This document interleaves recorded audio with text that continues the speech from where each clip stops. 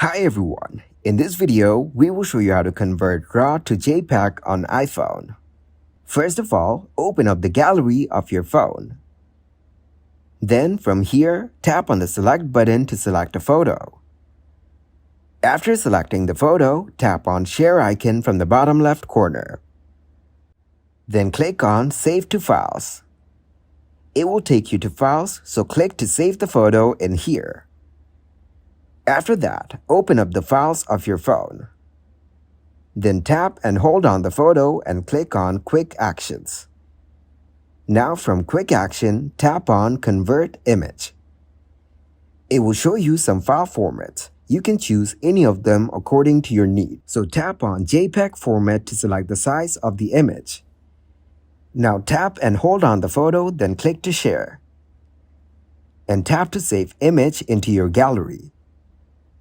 Go back to the gallery and you can see the image converted in JPEG. Thanks for watching, like the video and subscribe to the channel for more content like this.